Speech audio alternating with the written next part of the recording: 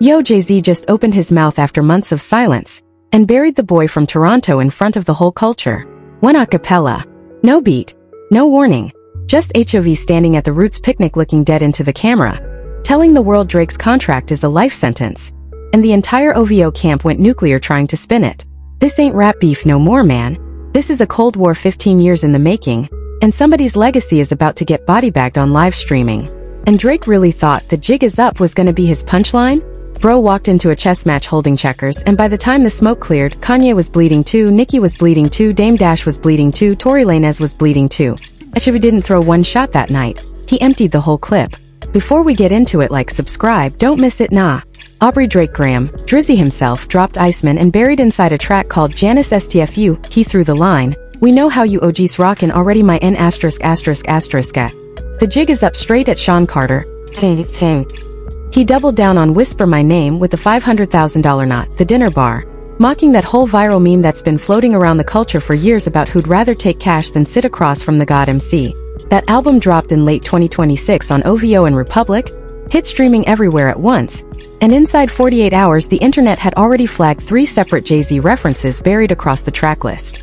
But it wasn't just HOV. XXL confirmed Drake also went at Rick Ross, at DJ Khaled, and slid a shot at Kendrick Lamar on a cut called Shabang.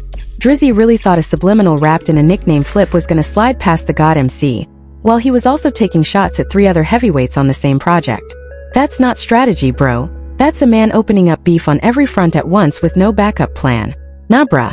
And less than a month later at the Roots picnic in Philly, HOV ate that entire album alive in 4 minutes flat. Now let's look at the receipts that show exactly how this Cold War got here. Drake fires the opening shot on Iceman. On the track Janice STFU, released on Iceman in late 2026, Drake rapped, "We know how you OGs rockin' already.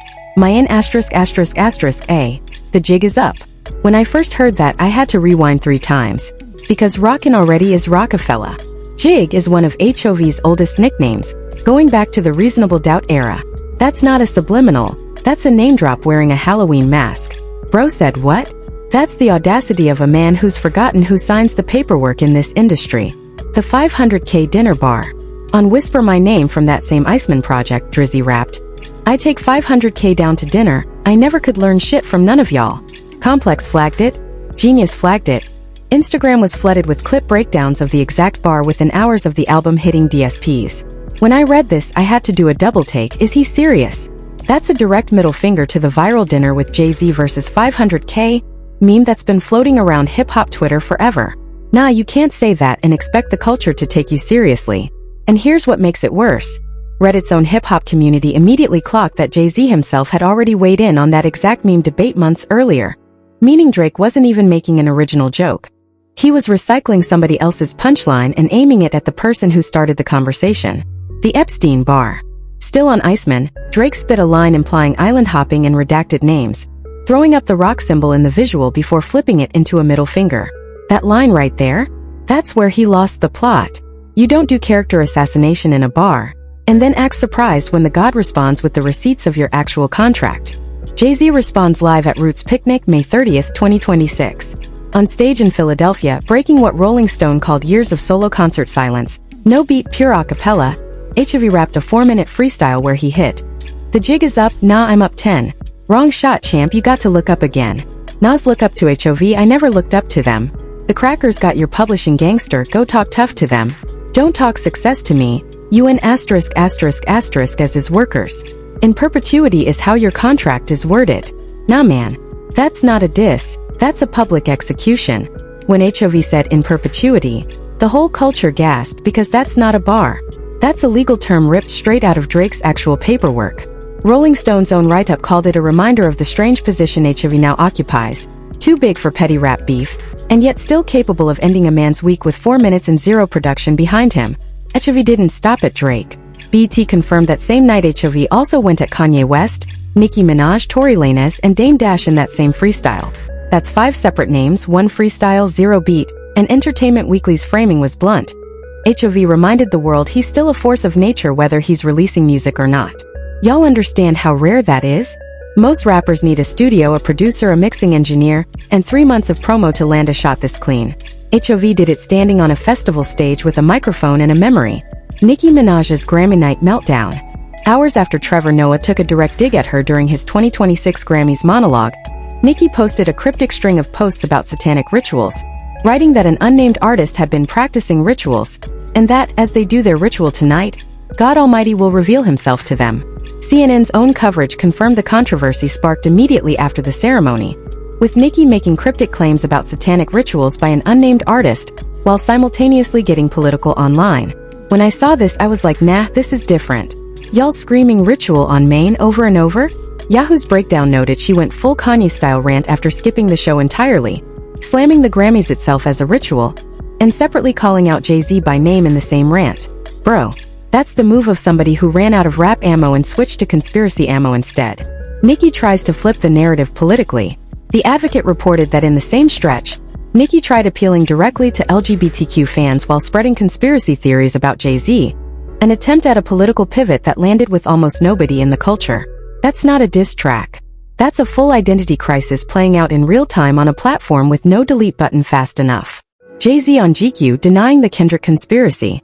In his 2026 sit-down, HOV flatly addressed the theory that he engineered the entire Drake-Kendrick war, saying he chose the guy having a monster year, and that it couldn't be reduced to some manufactured plot, because the two of them hadn't liked each other for a long time before he had anything to do with it.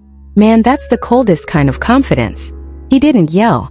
He didn't defend. He just casually dismantled every internet conspiracy stream in one paragraph, sitting in a chair, sipping something expensive, looking bored by the question.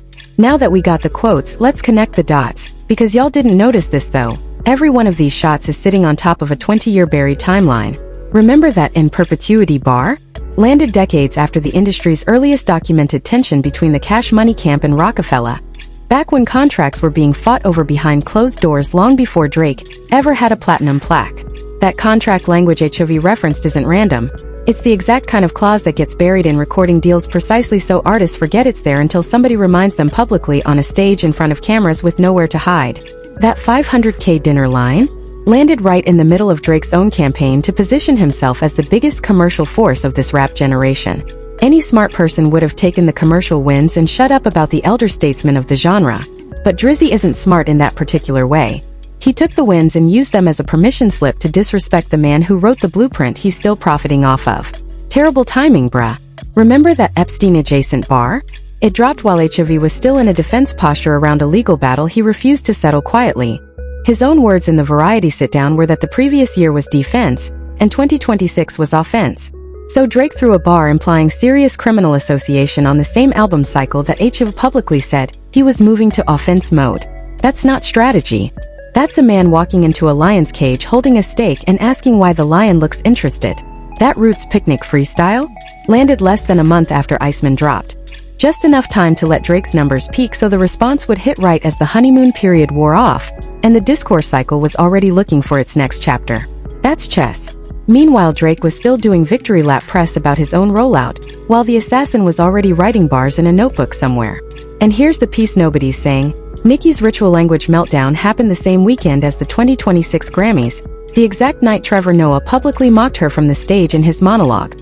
So Nicki really thought her main character moment was gonna land clean, while the entire industry's attention was locked on award show drama that had nothing to do with rap beef? She picked the worst possible night to melt down, and instead of getting sympathy, she got clipped, quoted, and turned into a meme by sundown.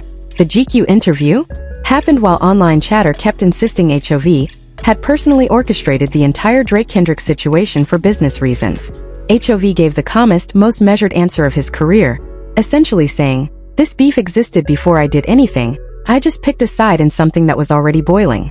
That's when you know somebody's camp doesn't have real advisors, because a real advisor tells you, stop feeding the theory, stop tweeting about rituals, stop giving the algorithm free ammunition. But here's where it gets even more interesting. Nobody's talking about the wordplay layered inside these bars, and once you zoom in, the whole thing reads different. Zoom into one word from HOV's freestyle. Champ. Wrong shot, champ, you got to look up again. Champ isn't random filler. It's a title, a rank, a word that implies you fought hard enough to get a belt, but you're still not the one who built the arena. By calling Drake champ, HOV is saying, you're not on my level, you're on the level of somebody who's still competing for a title I already retired from. That's a demotion disguised as respect. And Drake really didn't catch that? Embarrassing. Now zoom into In Perpetuity. That phrase specifically lives inside publishing and recording contracts. It means forever, no expiration, no renegotiation window. When HOV says, "In perpetuity" is how your contract is worded, he's not guessing. He's telling the world he has read Drake's paperwork or people close to him have. That's psychological warfare disguised as a rap bar. Because now every artist Drake tries to sign, every business meeting he takes, they're gonna be sitting across from him wondering whose side he's really on when the ink dries. If Drake had half a brain, he would have realized that before responding to a man who spent 30 years turning contract language into ammunition. Zoom into Drake's word choice on Janice STFU. He didn't just say the jig is up. He said, "We know how you OGs rockin' already." Capital emphasis on rock. That's a specific taunt at Rock Nation as an institution, not just HOV the individual, which means Drake was aiming at everyone under that umbrella, every artist, every executive, every partner signed to that machine. Bro really pulled the pin on a grenade and forgot he was standing in the room with the blast radius. Now zoom into the Epstein-adjacent bar. The island-hopping implication. That's Drake trying to plant a seed with a phrase he knows is designed to trend regardless of accuracy. But the follow-up implying redacted names is the problem, because it wants the smoke of a serious accusation without the receipts of one. That's not lyrical warfare. That's slander cosplay, and the culture can tell the difference now more than it ever could before because everybody's got a phone and a search bar. And on Nicki's side, the specific word ritual appeared across multiple posts in that same window, not once, not twice, but repeatedly, almost like a keyword somebody wanted trending. That's not organic frustration. That's language that reads like it's built for headlines rather than built for truth. Nicki really thought people wouldn't notice the same word looping like a hook? Nah. Complex framed the Iceman shots almost like playful callbacks. Drake shooting down the meme. Light-hearted energy. But remember those bars from earlier? That's not what that was. That was a career-defining line of disrespect dressed up as a wink, and Complex tried to make it cute. It wasn't cute. Hot New Hip Hop framed HOV's Roots Picnic response simply as JayZ fires back. Neutral, almost sports desk energy, like it was just another round in a normal exchange. But when you remember what HOV actually said, "In perpetuity," this wasn't a fireback. This was a public reading of Drake's own contract on a festival stage in front of thousands. JayZ softened it, maybe because everybody in this industry knows who signs the checks. BT listed everyone HOV dissed at Roots Picnic like a highlight reel: Drake, Kanye, Nicki, Tory Lanez, Dame Dash. That framing actually helps Drake more than any Drake fan realizes, because it makes him look like just one target on a wall of 5. Nah, the entire freestyle was built around Drake as the main event. The others were seasoning on the plate. Rolling Stone framed HOV's whole moment as a reminder of a strange position, too big for petty beef, and yet still the guy who can end somebody's week with an acapella verse. That's the closest any outlet got to the real story, but even they buried the lead by focusing on HOV's stature instead of the specific contractual language he weaponized.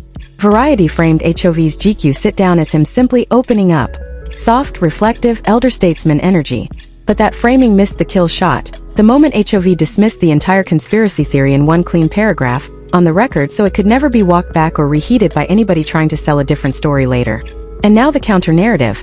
Some Drake fans are saying HOV only responded because Iceman got under his skin, that if it didn't sting, he would have stayed silent like always. Nah bruh. Some OVO stans are also pointing to Yahoo's coverage of Nicki's rant, and saying the whole thing is just industry noise, nothing more. But those are the same people who thought a viral meme about dinner versus cash was gonna hold up as a real diss. The receipts don't lie. HOV didn't respond because he was hurt. He responded because it was time. If you still think Drake has a point after all this evidence, you're just biased. Media keeps trying to soften this for Drizzy, but the paperwork trumps the punchlines every single time.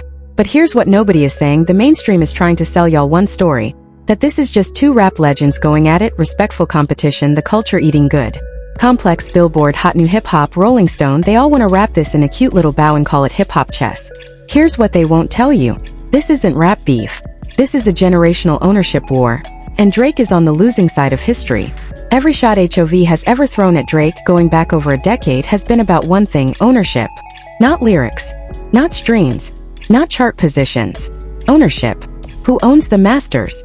Who owns the distribution? Who owns the platform? Who owns the pipeline the music flows through before it ever reaches a fan's ears? That's why In Perpetuity hit so hard, because in one phrase, HOV reminded the entire industry that Drake, with more #1 albums than almost anybody alive, still doesn't fully own his own recorded output the way HOV owns his empire. That's 4 layers of middlemen between an artist and his own art in some of these deals. And HOV? He built Roc Nation from the ground up. He built Tidal as a direct challenge to the streaming ownership model. He's cashed out equity stakes worth hundreds of millions across multiple ventures. And Beyoncé's most recent tour cleared north of $400 million. Bank accounts are black and white, remember? A puppet dressed up as a boss is still a puppet, and HOV keeps pulling out the strings to show the culture the difference. Every time Drake talks money, HOV quietly reminds him whose money is structural and whose money is just liquid. And this connects to a bigger pattern. Remember that timeline we uncovered? How every shot from Drake tracks back to a moment when he tried to escape the ownership structure HOV built the blueprint for. Trying to LARP as an independent voice while every rollout still funnels through the same major label pipeline underneath.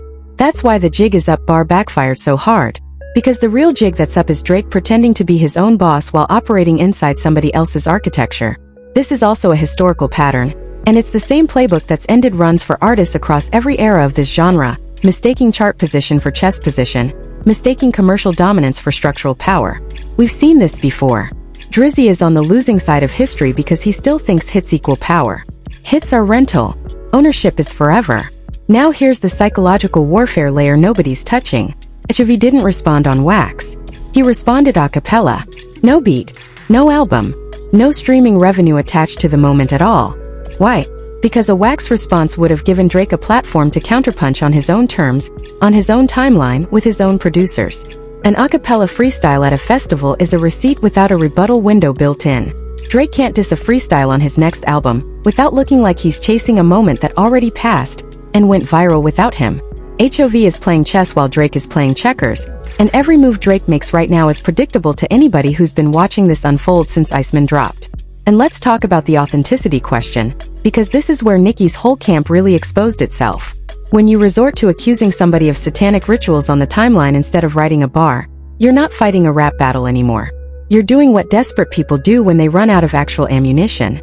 Nicki's outrage in that moment reads manufactured, timed to a news cycle instead of built from a real grievance, and it's falling apart under scrutiny in real time.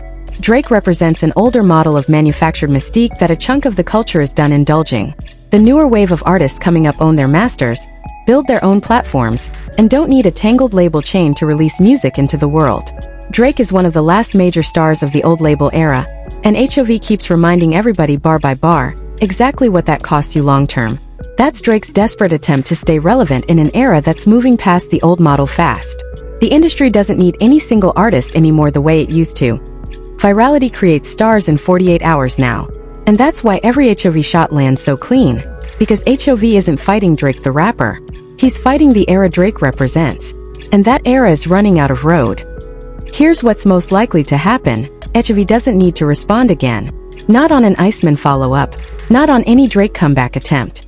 He can go silent, and that silence alone is gonna sit heavy on this whole situation. Watch. Every Drake interview from here forward is gonna carry a HOV question buried somewhere in it. Every future album rollout is gonna get measured against, will Drake respond to Roots Picnic? Trending again. And the longer HOV stays quiet, the louder that in perpetuity bar gets in the culture's memory. When HOV doesn't respond, any further escalation from Drake risks looking desperate rather than powerful.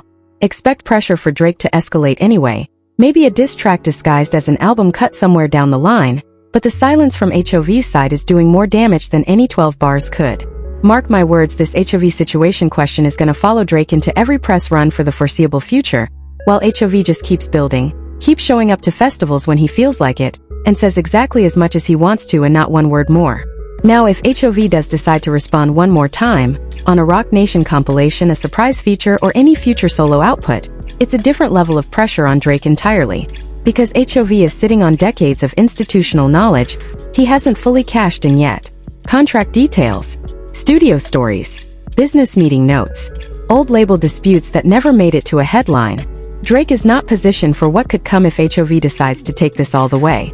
We've already seen what happens when a real competitor takes Drake seriously on a big enough stage. The culture doesn't forget those moments, and they become the measuring stick for every beef that follows. If HOV ever goes further than a freestyle, Drake doesn't have a comfortable path through it, not because HOV is more lyrical bar for bar necessarily, but because HOV has institutional receipts Drake has spent years hoping nobody would ever say out loud in public. Looking at the bigger picture, this feels like a moment the culture pivots around. Watch. Expect a wave of artists over the next couple years renegotiating deals, asking harder questions about masters and ownership, and openly modeling their business decisions off ownership-first blueprints instead of old-school label loyalty. Because HOV just publicly used the phrase in perpetuity as a weapon on a festival stage.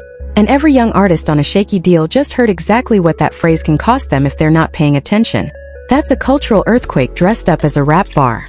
Years from now, people may look back at this Roots Picnic freestyle as a real inflection point, the moment the old label-era mentality got publicly mocked by the guy who built the ownership-era alternative. And Drake is watching a chunk of the culture move toward that model without him fully able to pivot, because doing so would mean publicly admitting the very structure HOV mocked him for still being inside of.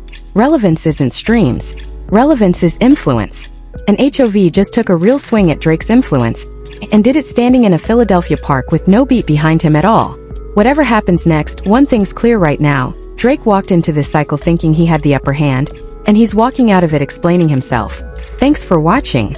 If you enjoyed uncovering the real story, smash that like button and hit subscribe so you never miss when we expose what everyone else is too scared to say. Ring that bell for notifications. And if you want more truth bombs like this, click on one of these videos next. Trust me, you'll want to see what we found.